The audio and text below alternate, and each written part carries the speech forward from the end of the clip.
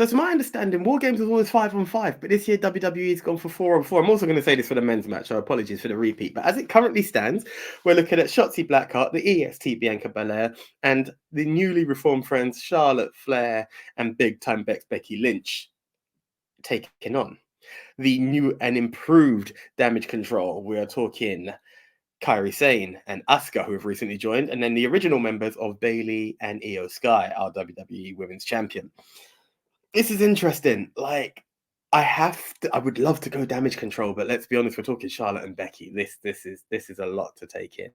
Um, I think what's really unfortunate is that we've got Bayley on the other side. It could have been 3 out of 4 horsewomen, and then the rumors of Mercedes coming back and Sasha Banks. Will we see the 4 horsewomen finally? Throw in Xia Li on the Damage Control side, and you got this nice little Asian team on the other side. But no, as it currently stands, I have to go with the thrown together team as opposed to the faction, and that will have to be Shotzi, Charlotte, Becky, and the EST Bianca Belair. Very sorry, Damage Control, because I'm loving the look right now. So before we address the actual winner of the match, can we address the identity crisis? He was Caribbean cool, now he's Latino world order. It's all good, Carlito. We love you both ways. But no, officially, my answer is Santos Escobar. Why? Because he's going to prove that LWO does still stand for losing weekly officially. Let's be honest. If Carlito wins, where does it leave him?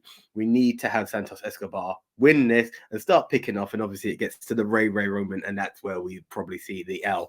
But I also believe that we're going to see a new edge to the LWO, but I don't want to give away too much in the prediction because you know what? Maybe it leads into something else. But I believe Ray is on his way out and Santos will be back in. Santos Escobar for the win.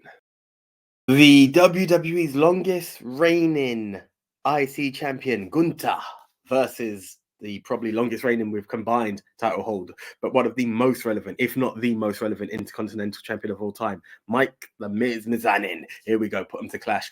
And it's weird because it's at one of those moments where the Miz is a face, and that's always a bit shaky and dicey. It works, and he gave a killer promo.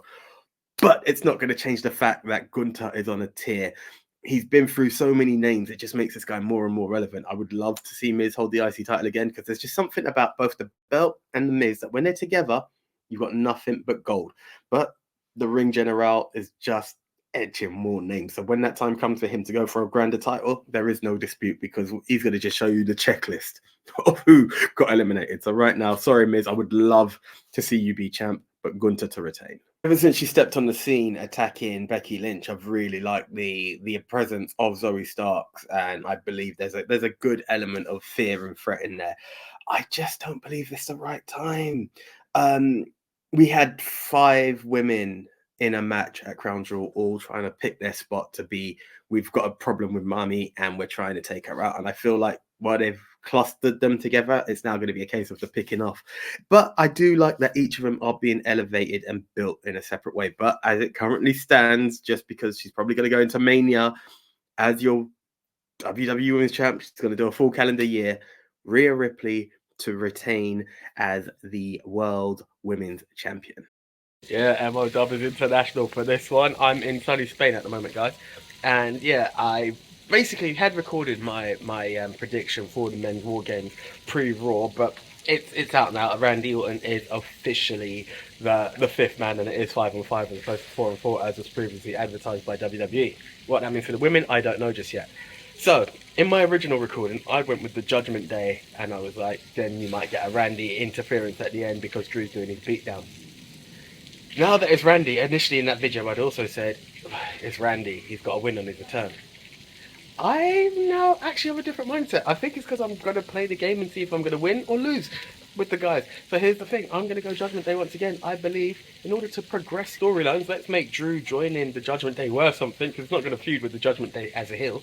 Let's say Randy goes a bit heelish too. Now it's one of 2 things. He's either going to win and RKO Seth and Cody, so he's got 2 feuds, or he RKOs both of them, or he RKOs Seth because he's after the world title opportunity, and Cody feels a bit gutted, and then he's still got 2 feuds to go into, leading into the road to WrestleMania, especially because Roman's on some time off. So yeah, I'm taking a risk. It may cost me a 0, but hey, I'm chilling in the somewhere set. Judgment Day to win.